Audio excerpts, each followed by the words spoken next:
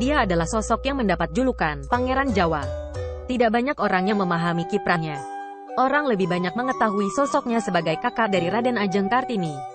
Dia bernama Raden Mas Panji Sosro Kartono. Dia juga dikenal sebagai sosok pejuang bagi bangsa Indonesia. Fasih dalam beberapa bahasa, tercatat sebanyak 9 bahasa Timur dan 17 bahasa Barat dikuasainya. Ia disebut sebagai Pangeran Jawa karena sosok intelektual priai dari Hindia Belanda. Sosro Kartono mendapatkan gelar Doktorandus Indo-Austersetalen dalam bidang bahasa dan sastra pada tahun 1908. Hal itu merupakan ancaman bagi pemerintahan kolonial Belanda. Bahkan Muhammad Hatta pun pernah menjuluki Sosro Kartono sebagai manusia jenius. Bahkan Sosro Kartono juga pernah menjadi wartawan di New York Herald Tribune. Upayanya untuk mencapai gelar banyak menemukan batu sandungan. Tetapi hal itu tidak mematikan semangatnya untuk terus berjuang demi negara dan bangsanya.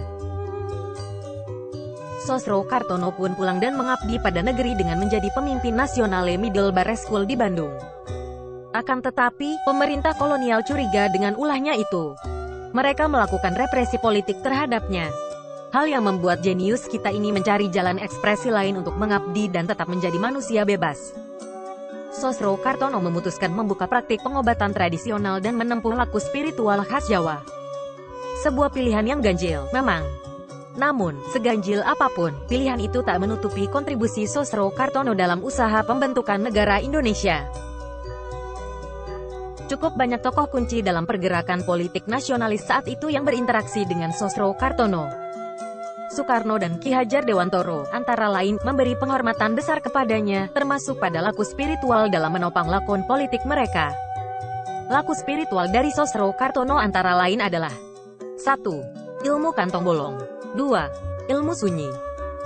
Ilmu kantong bolong memiliki filosofi, menolong sesama tak peduli waktu, perut, dan kantong. Bila ada isinya diperuntukkan bagi sesama manusia. Ilmu kantong bolong merupakan laku cinta kasih pada manusia dan Tuhan.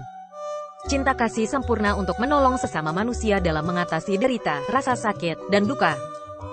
Cinta kasih adalah ekspresi pengabdian pada Tuhan. Kalaupun kita tidak memiliki apa-apa, dan hanya punya cinta, maka cinta kasih itu pun yang kita berikan pada sesama. Sedangkan ilmu sunyi adalah puncak laku spiritual dengan mengosongkan diri pribadi dari sifat pemujaan diri dengan mempertaruhkan diri secara lahir batin untuk menolong sesama manusia. Sosro Kartono mengungkapkan, saya adalah manusia. Oleh sebab itu, kemanusiaan tidaklah asing bagi saya. Ada beberapa wejangan penting dari Sosro Kartono antara lain, sugih tanpa banda, dikdaya tanpa aji, ngeluruk tanpa bala, menang tanpa ngasorake yang artinya kaya tanpa harta, sakti tanpa jimat, menyerbu tanpa pasukan, menang tanpa merendahkan. Ada baiknya jika kita menambah referensi dengan belajar ngelmu pada ajaran RMP Sosro Kartono sehingga kita bisa lebih dekat dengan Gusti Allah. Amin Allahumma amin.